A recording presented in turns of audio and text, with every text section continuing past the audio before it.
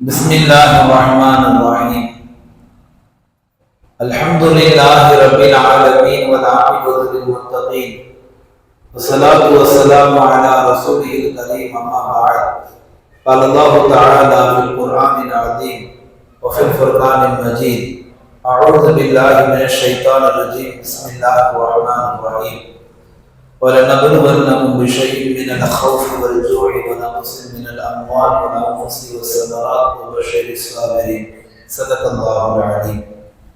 وقال نبينا محمد صلى الله عليه وسلم الصبر نصف الإيمان أو قال كما عليه الصلاة والسلام.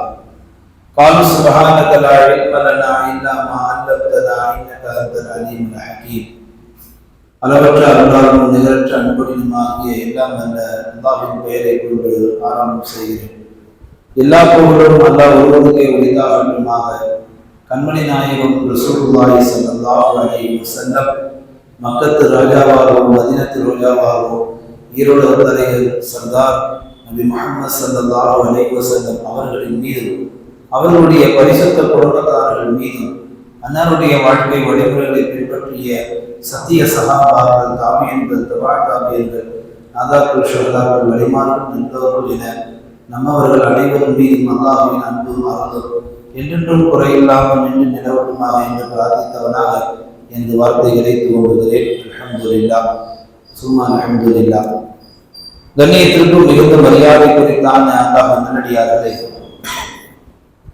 நெருக்கடிகள் நிலைப்பதில்லை, ஒரு முடிவுக்கு வரும் என்ற தலைப்பில் நான் கொண்டு வந்துள்ள செய்திகளை எடுத்துரைக்க வந்த நாயகன் எனக்கு தௌஃபீக் செய்யட்டும். ஆமீன். ஒவ்வொரு மூமினான மனிதனுடைய வாழ்க்கையில் குறிப்பாக இரண்டாக பிரிக்கலாம். ஒன்று ஈமானுடைய வாழ்க்கை, மற்றொன்று துன்யாவுடைய வாழ்க்கை. இந்த ஈமானுடைய வாழ்க்கையில் மனிதனுக்கு ஏற்படக்கூடிய அந்த நெருக்கடிகள், துனியாவுடைய வாழ்க்கையில் மனிதனுக்கு ஏற்படக்கூடிய அந்த நெருக்கடிகள் எல்லா காலத்திலும் அது நிலைத்திருப்பது கிடையாது. ஒரு நாள் இல்லை ஒரு நாள் ஈமானுடைய விஷயத்திலும் துனியாவுடைய விஷயத்திலும் நாம் கண்ட அந்த நெருக்கடிகள் கண்டிப்பாக ஒரு முடிவுக்கு வந்தே தீரும். இது அல்லாஹ்வுடைய ஏற்பாடு. ஏனென்று சொன்னால் நெருக்கடிகள் வருகின்ற பொழுது அதில் ஒரு நற்செய்தி அடங்கியிருக்கிறது. அல்லாஹ் சொல்லி காமிக்கிறான்.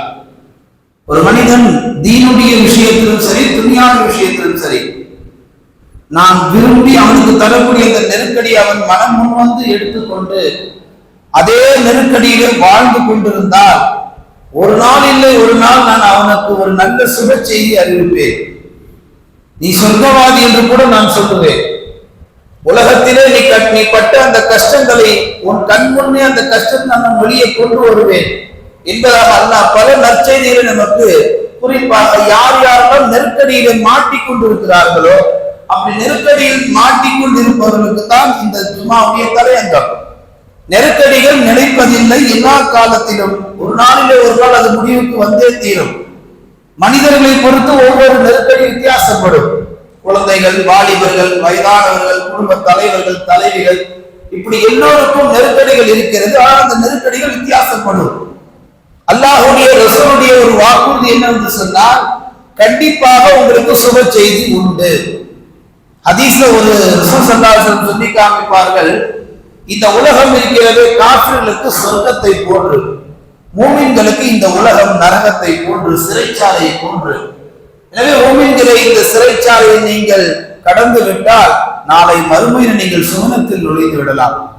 காஃபிர்களுக்கு இந்த உலகம் சொர்க்கம் என்று சொன்னது நாளை மறுமையிலே அவர்களுக்கு அந்த மறுமை நரகம் என்பதாக பெருமானார் ஸல்லல்லாஹு அலைஹி வஸல்லம் அவர்கள் மையப்படுத்தி காமிக்கிறார்கள். நெருக்கடிகள் நமக்கு மட்டும் வந்ததா என்று ஆய்வு செய்து பார்க்கின்ற பொழுது இல்லை. அல்லாஹ் தஆலா நபிமார்களுக்கு நெருக்கடியை தந்தார், சஹாபாக்களுக்கு நெருக்கடியை தந்தார், வலிமார்களுக்கு நெருக்கடியை தந்தார். அதையொட்டி நல்லவர்களுக்கு வல்லவர்களுக்கு வாழக்கூடிய சக முஸ்லிம்களுக்கு அல்லாஹ் தஆலா நெருக்கடிகளை நாளுக்கு நாள் தந்து கொண்டுதான் இருக்கிறார். இந்த நபிமார்களும் சஹாபாக்களும் வலிமார்களும் இந்த நெருக்கடிகளை எப்படி கடந்து வந்தார்கள், நெருக்கடிகளை எப்படி எதிர்கொண்டார்கள் என்று மேற்கொண்டு பார்க்கின்ற பொழுது நபிமார்கள், சஹாபாக்கள், வலிமார்கள் அந்த நெருக்கடிகளில் உள்ள கஷ்டங்களை பார்க்கவில்லை, மாறாக அந்த நெருக்கடி தந்தவன் யார் என்பதை பார்த்தார்கள். அந்த நெருக்கடி தந்தவன் தன்னுடைய ரப்பு என்று தெரிந்து கொண்டதால் அந்த நெருக்கடி ஒரு பெரிய பொருட்டாக மதிக்கப்படவே இல்லை. வரலாறுகள் எல்லோருக்கும் தெரியும். எத்தனை வரலாறுகளில் எத்தனை நபிமார்கள் 1,24,000 நபிமார்கள் படாத நெருக்கடியாக நாம் பட்டுக் கொண்டிருக்கிறோம். இந்த தீனை தூக்கி நிலை நிறுத்த சஹாபாக்கள் தங்கள் உயிரை தருகின்ற பொழுது அவர்கள் பட்ட நெருக்கடியா நாம் இன்றைக்கு பட்டுக் கொண்டிருக்கிறோம். அல்லது உலகத்துக்கே வெளிச்சம் தந்து கொண்டிருக்கக்கூடிய வழிமார்கள் அவர்கள் இந்த தீனை உயிர்ப்பித்த பொழுது அவர்கள் பட்ட நெருக்கடியா இன்றைக்கு நாம் பட்டுக் கொண்டிருக்கிறோம்.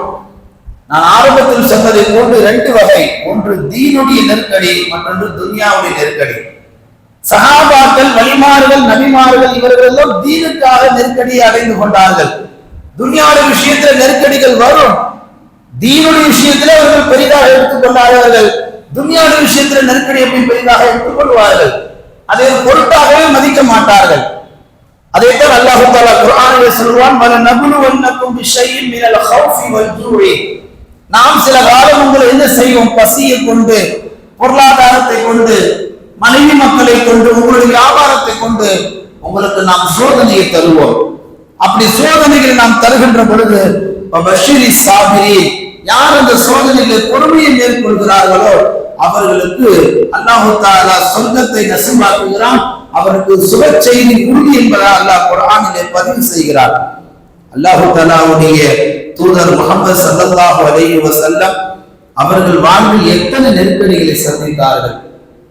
ஸல்லல்லாஹு அலைஹி வஸல்லம் அவர்கள் பிறப்பதற்கு முன்னால் தந்தை இழந்து விட்டார்கள். பிறந்து 6 வயதில் தாயை இழந்து விட்டார்கள். 8 வயதில் தாத்தாவை இழந்து விட்டார்கள். ஒரு கட்டத்தில் அவர்கள் அனாதையாக இருக்கின்ற பொழுது யார் வளர்க்க வேண்டும் என்ற ஒரு கேள்வி வரும் பொழுது பெரிய தந்தை அபூ தாலிப் அவர்கள் எடுத்து வளர்க்கிறார்கள். வளர்க்கக்கூடிய அபூ தாலிப் ஒரு கட்டத்திலே மரணிக்கிறார்கள். அன்றைக்கு அரபுலகத்தில் ஒரு பழக்கம் இருந்தது. ஒரு குழந்தை யாராவது வளர்ப்பதாக இருந்தால் அந்த வளர்க்கக்கூடியவர் இறந்து விட்டால் அவருக்கு அடுத்து யார் உறவுகள் இருக்கிறாரோ அவர் அந்த குழந்தையை வளர்க்கணும். அதான் அன்னைக்குள்ள மரபு. அபூ தாலிப் இருக்கின்ற பொழுது தன்னுடைய மூத்த அண்ணன் அபூ லஹப் அன்றைக்கு பதவி தலைவராக உட்கார்கின்ற பொழுது முஹம்மதை வளர்க்கக்கூடிய பொறுப்பு அபூ லஹப் விட்ட போது. அபூ தாலிபும் குஃபார்ல இருந்தவர் தான், அபூ லஹபும் குஃபார்ல இருக்கிறவர் தான். ஆனா குஃபார்ல அபூ தாலிப் இருந்தா கூட ஓரளவுக்கு மனசுல ஈரம் இருந்தது, ஒரு மனசுல ஓரளவுக்கு இரக்கம் இருந்தது. ஆனா அபூ லஹபுக்கு அது கிடையாது. முஹம்மதை கொல்ல வேண்டும், முஹம்மதை தீட்டு கட்ட வேண்டும், இதுதான் அபூ லஹபுடைய குறிக்கோளாக இருந்தது. அபூ லஹப் பார்த்தா அபூ தாலிபிடமிருந்து பொறுப்பு நம்மிடம் வந்து விட்டது, முஹம்மதை ஒரு வழி பண்ணாமல் நாம் விடக்கூடாது என்று சொல்லி அபூ லஹபுடன் சேர்ந்த அவனுடைய சஹாக்கள் 3 பேரும் பெருமானாரை எப்படி எல்லாம் கேவலப்படுத்தினார்கள் தெரியுமா?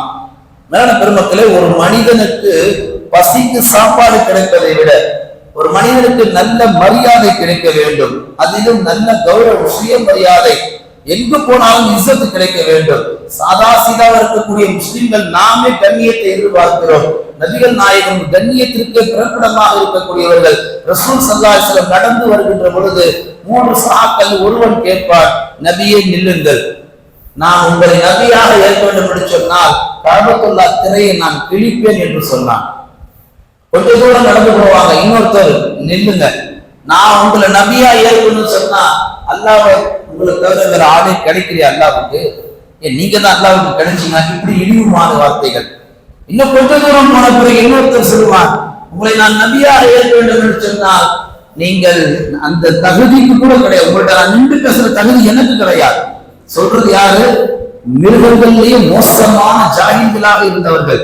ஒரு உம்மி நபியை பார்த்து, சர்வதேச தலைவரை பார்த்து, மக்களுக்கு ராஜாவாக திகழ்ந்தவர்கள், மதீனத்து ரோஜாவாக திகழக்கூடியவர்களை பார்த்து படிப்பறிவில்லாத பாமர முஸ்லிம்கள் கூட செய்ய மாட்டார்கள். மிருகங்கள் விட மோசமான முறையில் நடந்து கொண்டார்கள். இப்படி பல நெருக்கடிகள், அவமரியாதைகள் அவர்களுக்கு தந்த அன்றைய அரபுலகத்தில் அந்த மக்களுக்கு அல்லாஹ் தஆலா எப்படிப்பட்ட ஒரு மாற்றத்தை தந்தார்கள் தெரியுமா? எந்த மனிதரை வேண்டாம் என்று ஒதுக்கினார்களோ, எந்த மனிதரை பார்த்தால் கஷ்டம் என்று தூர ஒதுக்கினார்களோ, யாரை பார்த்தால் பார்ப்பதற்கு கூட தகுதி இல்லை என்று சொன்னார்களோ, அந்த மாமனிதரை தலையில தூக்கி வைத்து கொண்டாடினார்கள் அந்த மக்கள். இவ்வளவு மாற்றத்திற்கும் காரணம் யார்? முஹம்மது ஸல்லல்லாஹு அலைஹி வஸல்லம் அவர்கள் நடந்து கொண்ட அந்த நல் ஒழுக்கம், நல் குணம். சக மனிதர்களோடு பழகக்கூடிய அந்த நற்பண்பு, அது எல்லாவற்றையும் அந்த மக்களை மாற்றி அமைத்தது. ஸல்லல்லாஹு அலைஹி வஸல்லம் படக்கூடிய கஷ்டங்களை அந்த மக்கள் பார்ப்பார்கள். அந்த மக்கள் இப்படி விளங்கிக் கொள்வார்கள், இவ்வளவு சிரமப்படுகிறார்கள், இவர்கள் ஏன் அல்லாஹ்ட்ட உதவி கேட்கக்கூடாது? குஃபார்கள் கூட அந்த அளவுக்கு தனக்கு ஏற்படக்கூடிய நெருக்கடிகளை அல்லாஹ் தருகிறான் என்று புரிந்து கொண்டு வாழ்ந்தார்கள் அல்லவா? அதனுடைய மகத்துவத்தை அந்த மக்கள் அவர்களை ஏற்றார்கள். இப்படி நபிமார்களுக்கு அல்லாஹ் தஆலா நெருக்கடியை தந்த பொழுது ஸல்லல்லாஹு அலைஹி வஸல்லம் அவர்கள் வேற வழியே இல்லாமல் மக்காவிலிருந்து தாயிஃபுக்கு புறப்படுகிறார்கள். 84 மைல் தூரம். அங்க போனாவது ஒரு ராகத்து கிடைக்கும், ஒரு நிம்மதி கிடைக்கும் பார்த்தா, அங்க போன அடுத்த கட்டமே சின்ன சின்ன குழந்தைகள் கைகளில் கற்கள் ஏந்தி கொண்டு பெருமானாரின் பக்கம் வீசுகிறார்கள். நாயகத்தை கற்களால் அடித்தாலும் பரவாயில்லை, ரத்தம் வந்தால் துடைத்துக் கொள்ளலாம், கடுமையான சொற்களால் திட்டுகிறார்கள். ஒரு பக்கம் கற்களால் தாக்கல், மறுபக்கம் சொற்களால் தாக்கல். இப்படி 2 வகையான தாக்குதலுக்குள்ளான நபிகள் நாயகம் வேறு வழி இல்லாமல் மனம் உடைந்து நிற்கின்ற பொழுதுதான் அல்லாஹ் தன்னின் பக்கம் மெஹராஜுடைய பயணத்துக்கு அழைத்தான் என்று வரலாற்றை நாம் பார்க்கிறோம் அல்லவா? 7 வானத்தை கடக்க வைத்து அல்லாஹ் தன்னின் பக்கம் அழைப்பதற்கு காரணம் என்ன? ரசூல் ஸல்லல்லாஹு அலைஹி வஸல்லம் அப்ப கூட கேட்கல, நான் கடுமையா உடைந்திருக்கிறேன், அல்லாஹ் என் மனசு உடைஞ்சு போயிடுச்சு, அப்ப கூட சொல்லல. அல்லாஹ்வோ முன் வந்து ரசூல் அழைக்கிறார். இதெல்லாம் சொல்லக்கூடிய காரணங்கள், நெருக்கடிகள் நிலையில் நிற்பதில்லை, என்றைக்கும் அது நிற்காது. ஒரு நாளிலே ஒரு நாள் நாம் எந்த நெருக்கடிகளை அனுபவித்துக் கொண்டிருக்கிறோமோ அந்த நெருக்கடிக்கு அல்லாஹ் தஆலா ஒரு முடிவை கண்டிப்பாக கொண்டு வருவான். எந்த மக்கா மாநகர் பெருமானாரை துரத்தினார்களோ அதே மக்கா மாநகர் பெருமானாரை பூமாலை போட்டு ஜமக்காலம் விரித்து பெருமானாரை வருக என்று வரவைத்தார்கள். மேலான பெருமக்களை, இதையெல்லாம் நாம் பாடமாக எடுத்துக்கொள்ள வேண்டும். அல்லாஹ் ரசூல் சொல்லி தருவார்கள், குறிப்பாக அல்லாஹ் சொல்லி காமிப்பான். என் அடியார்களுக்கு நான் நெருக்கடிகளை தருகின்ற பொழுது நான் அவர்களிடத்தில் 2 விஷயங்களை எதிர்பார்க்கிறேன். அந்த 2 விஷயங்களை என் அடியார்கள் செய்து கொண்டால், 2 விஷயங்களை என் அடியார்கள் நடந்து கொண்டால், நான் அவர்களுக்கு தந்த நெருக்கடியை தவிடுபடியாக மாற்றி விடுவேன். அல்லாஹ் சொல்லி காமிக்கிறான். முதல் செய்தி, நான் ஒரு அடியானுக்கு நெருக்கடியை தந்தால் அந்த அடியான் அந்த நெருக்கடியில் எவ்வளவு தூரம் பயணிக்கிறான் என்பதை நான் பார்க்கிறேன். பொருளாதாரத்தில் அல்லாஹ் கஷ்டத்தை கொடுப்பான். காலையில டிஃபனுக்கு வழி இருக்காது, மதிய சாப்பாட்டுக்கு வழி இருக்காது, யாராவது கொண்டாந்து கொடுப்பாங்களா ஏங்கிற அளவுக்கு அல்லாஹ் கஷ்டத்தை இழுத்துட்டு போவான். பஞ்சத்துல பஞ்சம், மோசமான பஞ்சம். பஞ்ச பாட்டு பாடுறதா இருந்தா அந்த குடும்பத்துக்கே பாடலாம், அப்படியெல்லாம் கஷ்டத்தை அல்லாஹ் கொடுப்பான். எந்த அளவுக்கு சோதிக்கணும் அந்த அளவுக்கு அல்லாஹ் இழுத்து பிடிப்பான். அல்லாஹ் சொல்கிறான், நான் அவனை இழுத்து பிடிப்பது ரசிப்பதற்கல்ல, அவன் எவ்வளவு தூரம் தாக்கு பிடிக்கிறான் என்று நான் பார்க்கிறேன். எவ்வளவு தூரம் இழுக்கணும் அவ்வளவு தூரத்துக்கு நான் உயர்த்துவேன் என்று அல்லாஹ் சொல்லுகிறான். எனவே நெருக்கடிகள் வருகின்ற பொழுது தயவு செய்து மனம் உடைந்தோ அல்லாஹ்வை தப்பான வார்த்தைகளை சொல்வதிலிருந்தோ நம்மை நம் நாவுகள் பாதுகாத்துக் கொள்ள வேண்டும். அல்லாஹ் 2வது சொல்லுகிறான், என் அடியானுக்கு நான் நெருக்கடியை தருகின்ற பொழுது நான் அவனிடத்தில் பார்க்கும் 2ஆம் குணம், அவன் எந்த அளவுக்கு அந்த நெருக்கடிகளை எதிர்த்து போராடுகிறான். உடல்ல ஒரு நோயை கொடுத்துருக்கான், அல்ல ஒரு கேன்சரை கொடுத்துருக்கான், டாக்டர் டேட் குறிச்சிட்டார் 2 மாசம் தான், இப்ப அவர் சொன்னதே குறிச்சிட்டு கிடக்கணுமா? அல்லாஹ் 2 மாசம் தந்தானே, 60 நாட்கள் தந்திருக்கிறானே, இமாம் ஜமாத்தோட தொழுகிறேன், 60 நாட்கள் தந்திருக்கிறான், நல்ல விதமாக பழகுகிறேன், மற்றவர்களை பார்க்கின்ற பொழுது மௌத்துக்கு டேட்டு குறிக்கல, நாளைக்கு கூட போய் சேரலாம், இந்த நிமிஷம் கூட போகலாம், எனக்கு அல்லாஹ் 2 மாசம் கொடுத்திருக்கிறான், வெளிப்படையா அல்லாஹ் சொல்லிட்டானே, நான் சொர்க்கம் போவதற்கு இதை விட ஒரு பெரிய வாய்ப்பு எனக்கு என்ன வேண்டும் என்று ஒரு அடியான் இப்படி யோசித்தானே. ஆனால் அல்லாஹ் தஆலா அந்த மனிதனுக்கு 2 மாசம் கழிச்சு நீ இருக்க மாட்டேன்னு சொன்ன அதே டாக்டர் மறுபடியும் வந்து பார்ப்பார், அவர் 20 வருட காலம் வாழ்ந்திருப்பார். அல்லாஹ் தந்த நெருக்கடியை அதை அன்போடு எடுத்துக்கொள்ள வேண்டும். அந்த நெருக்கடிகளில் நாம் அல்லாஹ் தந்த அந்த கஷ்டத்தை மட்டும் பார்த்தால் கஷ்டம் அப்படிதான் இருக்கும், யாரும் உதவ மாட்டாங்க. அல்லாஹ் இந்த 2 குணங்களை அடியாரிடத்தை உற்று பார்க்கிறான். மேல பெருமக்கள் இந்த 2 குணங்களை வளர்த்துக் கொள்ளுங்கள். ஒன்று, நெருக்கடி வந்தால் தாக்கு பிடியுங்கள். எதுல நெருக்கடி வந்தாலும் தாக்கு பிடிங்க, எல்லாவற்றையும் பட்டியலிட முடியாது. எந்த நெருக்கடி வந்தாலும் முடிந்தவரை பல்லு கடிப்போம், முடிந்தவரை இழுத்து பிடிப்போம். நிக்க முடியாது, நின்றுதான் ஆகணும். உட்கார முடியாது, உட்கார்ந்துதான் ஆகணும். மெல்ல முடியாது, மெல்லுதான் ஆகணும். எல்லா நெருக்கடிகளும் சமாளிக்க கற்றுக்கொண்டால் முடிந்து அல்லாஹ் சொல்லுகிறான், உங்களுக்கு சுப செய்தி காத்துக் கொண்டிருக்கிறது. 2வது அல்லாஹ் சொல்லுகிறான், நீங்கள் அந்த நெருக்கடியை கொண்டு எவ்வளவு போராடுகிறீர்கள், வந்துருச்சுன்னு சொல்லி எல்லாத்தையும் போய் வழி கேட்க கூடாது. 2 ரக்காத் தொழுது எங்கிட்ட அழுது மன்றாடி கண்ணீரை விடுங்கள். தஹஜ்ஜத்துடைய நேரம் உங்களுக்கான நேரம். 3 மணியிலிருந்து ஃபஜ்ர் வாங்கு வரைக்கும் நான் முதல் வானத்தில் வந்திருக்கிறேன். என்னை பார்க்க யாரும் வரமாட்டீர்களா? அல்லாஹ் ஒட்டுமொத்த மனித சமுதாயத்தை பார்த்து கேட்கிறான். எல்லோரும் பிரேதமாக படுத்து கிடக்கிறீங்க, ஒருவர் எந்திரிக்க மாட்டாரா? மேலான பெருமக்களை, இந்த 2 குணங்களை வளர்த்துக் கொண்டால் அந்த நெருக்கடிகள் நிலை நிற்பதில்லை. அல்லாஹ் ஒரு முடிவை கொண்டு வந்து விடுகிறான். நெருக்கடிகள் அந்த நிலை நிற்பதில்லை. அந்த நெருக்கடிகள் ஏற்படுகின்ற பொழுது மனிதனுக்கு அவன் பல உதாரணங்களை மேற்கொள்ள வேண்டும். ஹிஜ்ரி 15ஆம் ஆண்டு உமர் ரலியல்லாஹு ஆட்சி காலம். அவர்கள் ஒரு சஹாபாக்க குழுவை என்ன செய்கிறார்கள்? போருக்கு அனுப்புகிறார்கள். எர்முக் என்று சொல்லக்கூடிய போருக்கு போன சஹாபாக்கள் குறைந்த நபர்கள். இருக்கல் என்று சொல்லக்கூடிய அந்த எதிர்ப்படையில் இருந்த மன்னன் அந்த தன்னுடைய படையிடத்தை விசாரிக்கிறான். இவ்வளவு பலம் வாய்ந்த சமுதாயமாக, ஆள்மிக்க சமுதாயமாக, ஆயுதமிக்க சமுதாயமாக இருந்து எப்படி தோல்வி அடைந்தீர்கள்? இருக்கல் கேட்கிறான் தன் சமுதாய மக்களிடத்திலே. ஒரு வயதான பெரியவர் எழுந்திரிச்சு சொன்னார், நாங்கள் உண்மையை சொல்லட்டுமா அல்லது மாற்றி சொல்லட்டுமா? நீங்கள் உண்மையை சொல்லுங்கள். அவர்கள் குறைவானவர்கள் தான், ஆனால் தொழுகையாளிகள். அவர்கள் குறைவானவர்கள் தான், தக்குவாதாரிகள். அவர்கள் குறைவானவர்கள் தான், உண்மையிலே தவக்கல் உடையவர்கள். அவரிடத்தில் எந்த பலமும் இல்லை, எந்த ஆயுதமும் இல்லை. ஆனால் தொழுகை நேரத்திலும் கூட போர்க்களத்தில் தொழுகை விட்டதில்லை. அல்லாஹ் மீது முழு நம்பிக்கை வைத்தவர்கள். இப்படி ஒரு உறுதியோடு வாழ்ந்தார்கள், உறுதியோடு போரை எதிர்கொண்டார்கள். அதனால் அவரிடத்தில் நாங்கள் தோல்வி அடைவதற்கும் மன்னிக்குவதற்கும் எங்களுக்கு சாதகமாக ஆகிவிட்டது. நாங்கள் என்ன செய்கிறோம்? அரசரை மது குடிக்கிறோம், விபச்சாரம் செய்கிறோம், பொய் சொல்கிறோம், சூது மாறு எல்லாவற்றையும் செய்கிறோம். எல்லாவற்றையும் செய்து கொண்டு எங்களால் எப்படி போர் செய்ய முடியும்?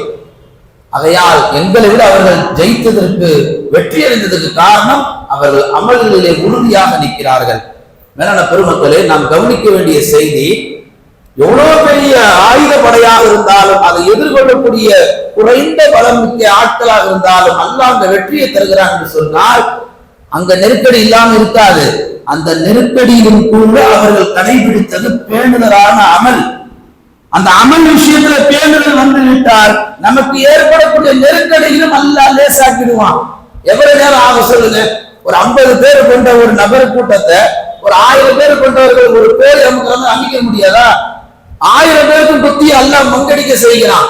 1000 பேருடைய ஆயுதத்தை அல்லாஹ் வீணடிக்க செய்கிறான். 1000 பேருடைய பலத்தை அல்லாஹ் முடக்கிறான். 50 பேரை கொண்டு 1000 பேர் அல்லாஹ் தோல்வியடை செய்கிறான்னு சொன்னா அந்த 50 பேருடைய தக்குவா, தொழுகை, அமல், பேணுதலான வாழ்க்கை, இதுதான் அவர்கள் வெற்றி அடைய செய்தது. அப்ப வாழக்கூடிய நாம், நமக்கு ஏற்படக்கூடிய அந்த நெருக்கடிகளை நாம் எப்படி கடந்தாக வேண்டும் என்று சொன்னால், ரெகுலரா செய்யற அமலை நாம ஒரு நாளும் விடக்கூடாது, யாருக்காண்டியும் விடக்கூடாது. எந்த மஹல்ல நாம வசித்தாலும் தொழுகையை எக்காலத்துக்காண்டி நாம் விடக்கூடாது. அப்படி நாம விடக்கூடிய சமுதாயமாக இருந்தோம் சொன்னா நமக்கு மிகப்பெரிய கை சேதம் வரும். அந்த கை சேதம் தான் நெருக்கடி.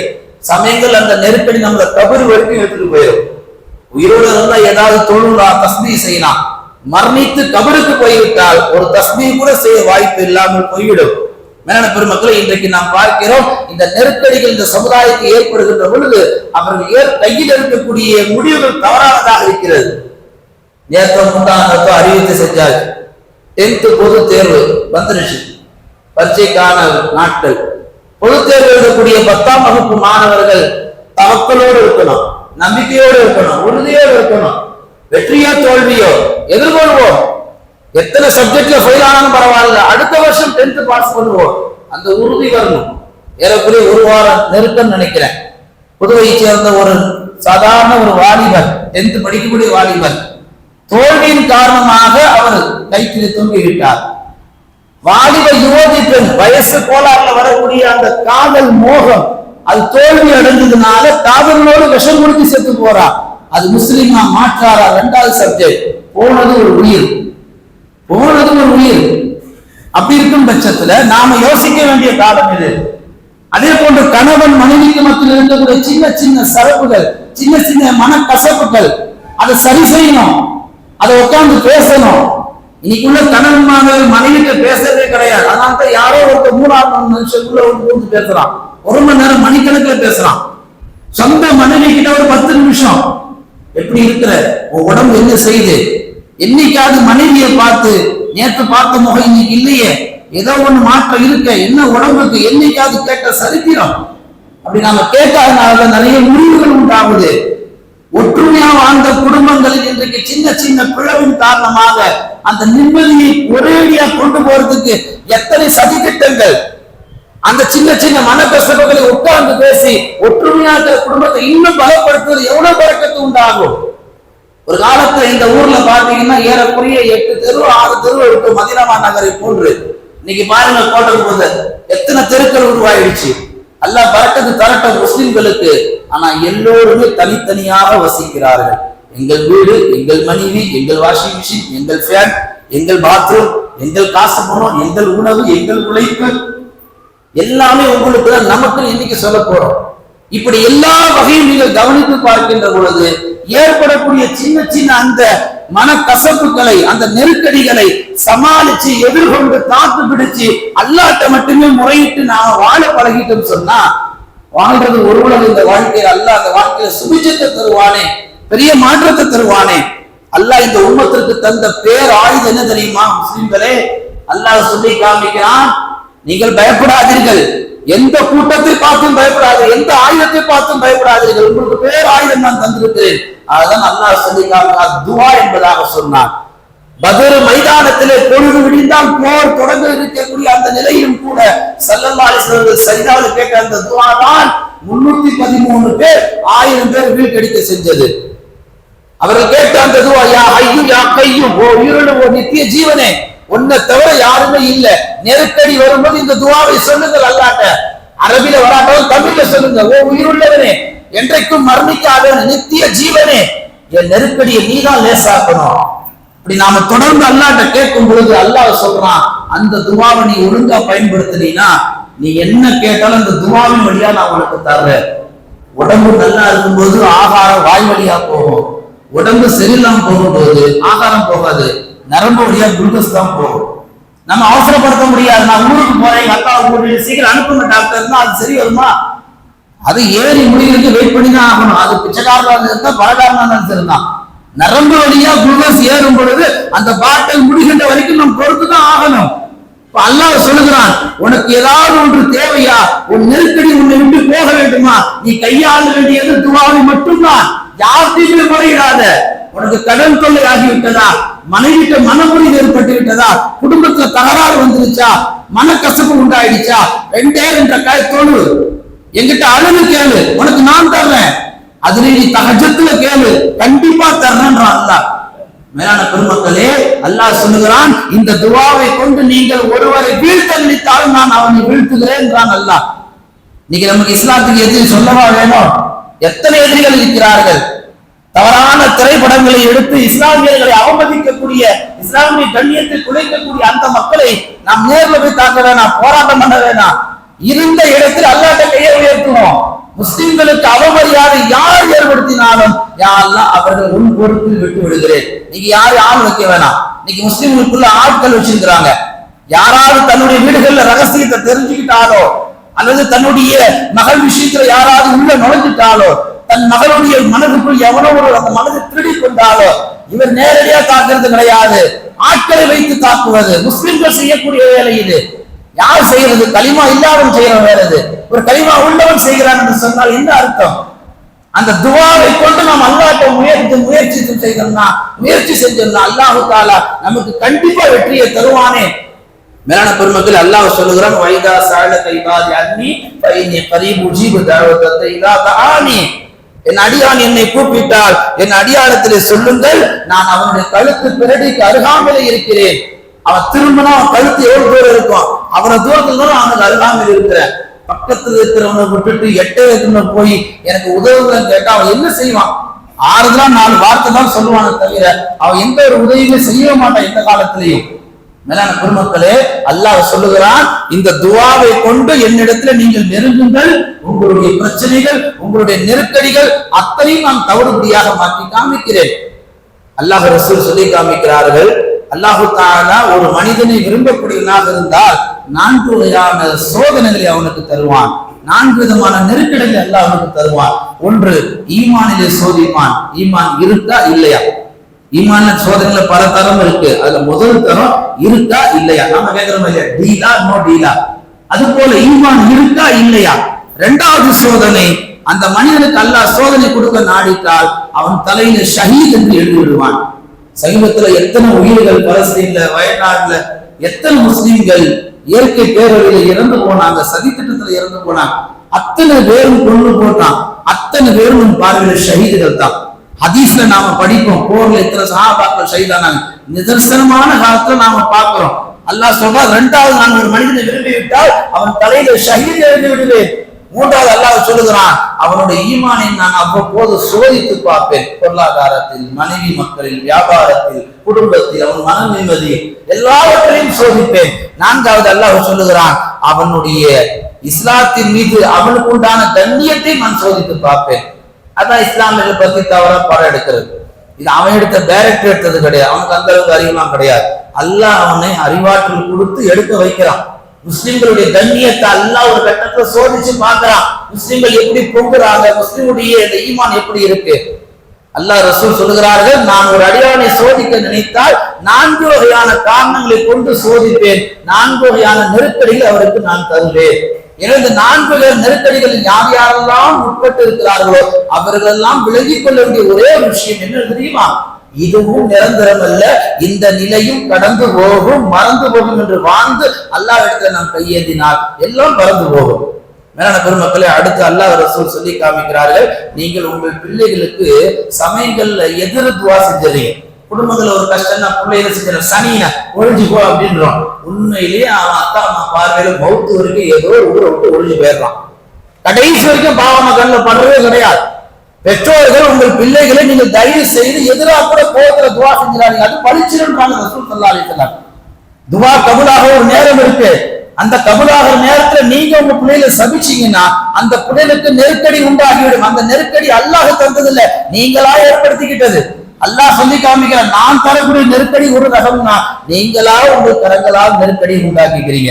டாக்டர் சொல்லியிருந்தார், ஃபுல்லா முடிஞ்சு போச்சு, எல்லாமே பிளாக், இதுக்கப்புறம் ஒன்றும் பண்ண முடியாது, இந்த 2 நாள் இழுத்துன்னு கிடக்கும் அப்படின்வார். என்ன அர்த்தம் தெரியுமா? இவர் புகை குடிச்சு ஒரு லங்ஸ் ஃபுல்லா போயிடுச்சு.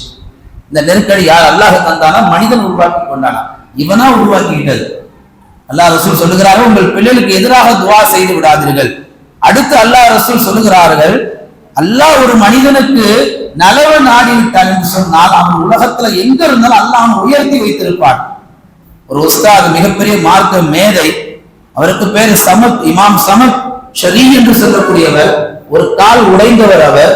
ஒரு கட்டத்தில் அவர் மேதையானதற்கு பின்னால் அவருடைய சக நண்பர் இன்னொரு மேதை அவரை பார்த்து கேட்கிறார், உங்களுக்கு ஒரு கால் உடைஞ்சிருக்க, என்னன்னு கேட்கும் பொழுது அப்ப அவர் சொல்லி காமிக்கிறார், நான் சிறு வயதில் சிறு பிள்ளையாக இருந்த பொழுது கிளியை பிடிச்சி விளையாடுவேன்.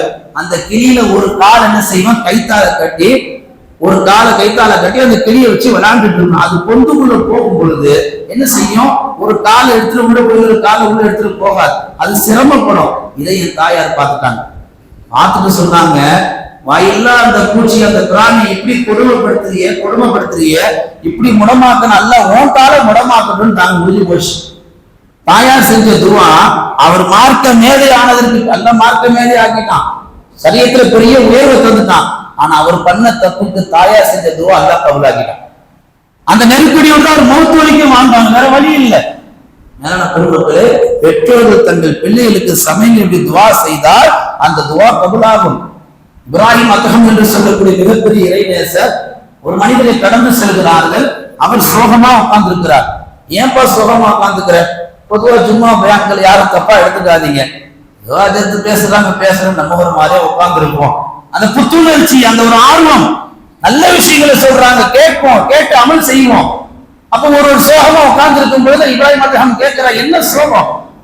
என்னத்த சொல்ல? நம்மள நிறைய பேர் சொல்றோம், என்னத்த சொல்ல, எல்லா சொத்து இருக்கும், எல்லா அந்தஸ்து, எல்லா வசதி வாய்ப்பு இருக்கும், சும்மா கேட்டதுக்கு என்னத்த சொல்ல, அல்லாஹ் அப்படியே சொல்ல வச்சிருவான் கடைசி வரைக்கும். இப்ப அவர் சொன்னார், ஒன்னும் சொல்ற மாதிரி இல்ல. இப்ராஹிம் அத்ஹம் கேட்டார்கள், 3 கேள்வி நான் உங்கள்கிட்ட கேட்கிறேன், அதுக்கு பதில் சொல். முதல் கேள்வி கேட்டார்கள், அல்லாஹ் நாடாம ஏதாவது நடக்குமா? அவர் பதில் சொன்னார், மதரசாலாம் போய் படிக்கல, இதுக்கு மதரசா ஒன்றும் அவசியமே கிடையாது, அவர் சொன்னார், அல்லாஹ் நாடாம எதுவுமே நடக்காது. இரண்டாவது கேள்வி, அல்லாஹ் உனக்கு விதிச்ச உணவுல ஏதாவது ஒரு பருப்பு குறையுமா?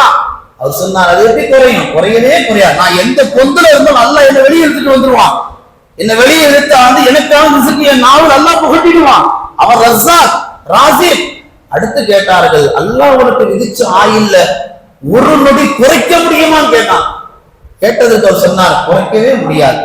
இந்த மூணுல இவ்வளவு தவக்கல், இவ்வளவு உறுதியாகிறார். எதுக்கு கண்ணத்துல கை விஷயம் வாங்குகிற, எதிர்த்து போய் வேலையை பாரு அப்படின்னா. இந்த மூணு தான் மனித வாழ்க்கைக்கு தேவையானது. அல்லாஹ் நாடாம எந்த நலவும் நடக்காது, எந்த ஷர்ரு தீங்கு நடக்காது. அதுல உறுதியாயிருங்க. அல்லாஹ் நாடாதான் நடக்கும். ரோட்ல வண்டி ஓடினே போறோம், ஆக்சிடென்ட் ஆயிரம். உங்க மனசுதான் இன்னொரு அமல் தின்னியா, எனக்கு ஒண்ணு ஆகாது, நான் நல்லபடியா போவேன் நினைச்சுட்டே போங்க. அல்லாஹ் நல்லபடியா கொண்டு போவான். வாழும் காலத்தில் நாம் சம்பாதிக்கிற சம்பாத்தியத்துக்கு என்னால அல்லாஹ் சாப்பிட, அல்லாஹ் கண்டிப்பா சாப்பிட வைப்பான். இருக்கிற நோய்களை பார்த்தா என்னை விட்டு சிறு வயசுக்காரெல்லாம் மூத்தா போயிட்டு இருக்கிறாங்க. எனக்கு 80 வயசு இருக்கு, நான் நாளைக்கு சுபத்துக்கு வருவேனா அப்படின்ற ஒரு அச்சம் வேணாம். அல்லாஹ் நாடுதான் உங்க ஆயுள்ல ஒரு நொடி கூட யாராலையும் பிறக்க முடியாது அவனை தவிர. இப்ராஹிம் கேட்டதுக்கு பின்னால் அந்த மனிதர் புத்துணர்ச்சி பெற்று அந்த இடத்தை விட்டு ஓடினார் என்பதாக வரலாற்று வரிகளிலே பார்க்க முடிகிறது. மேலான பெருமக்களே, இன்றைக்கு நாம் பார்க்கக்கூடிய இந்த நிலை இதுதான். ஸல்லல்லாஹு சொன்னார்கள், காலை மாலை 7 வாட்டி ஹஸ்பி அல்லாஹு லா இலாஹ இல்லல்லாஹு அலைஹி தவக்கல்து ஹுவ ரப்புல் அர்ஷில் அலீம். இந்த கலிமாக்களை ஓதுங்கள், உங்களுக்கு எந்த விதமான நெருக்கடி அல்லாஹ் தரமாட்டான். அடுத்து சொன்னார்கள், யா ஹய்யு யா கய்யூம் என்ற இந்த துஆவை ஓதுங்கள், அல்லாஹ் எந்த நெருக்கடியும் தரமாட்டான். அப்படி அல்லாஹ் நெருக்கடி தந்து விட்டால் இந்த வார்த்தையை சொல்லுங்கள், அல்லாஹு அல்லாஹு ரப்பி லா உஷ்ரிகு பி ஷையன். அல்லாஹ் அல்லாஹ் நீதான் என்னுடைய இரட்சகன், உன்னை தவிர வேற யாருக்கு எந்த இணையை வைக்கல. இப்படி அல்லாஹ்வுக்கு பிடித்தமான கலிமாக்களை நாம் சொல்லுகின்ற பொழுது அந்த நெருக்கடி விட்டு அல்லாஹ் நம்மை தூரமாக்கி விடுகிறான். மேலான பெருமக்களே, நாம் கேட்ட இந்த விஷயங்கள் எல்லாம் மனதிலே பதிய வைத்து நாம் எந்த நெருக்கடியில வாழ்ந்து கொண்டிருக்கிறோமோ தயவு செய்து அதை மனிதர்களுக்கு பகிர்ந்து கொள்ளாமல் 2 ரக்காயத்தை தொழுது அல்லாஹ்வை ஒப்படைக்கக்கூடிய நன்மக்களாக அல்லாஹ் நம்மை கபூல் செய்வானாக. எதை பேசினோமோ எதை கேட்டோமோ வாழ்விலே மௌத்து வரைக்கும் கடைபிடிக்கக்கூடிய நசீபை அல்லாஹ் நம் எல்லோருக்கும் கபூலாக்குவானாக. வ ஆஃபிரு தஅவானா அல்ஹம்துலில்லாஹி ரப்பில் ஆலமீன். அஸ்ஸலாமு அலைக்கும்.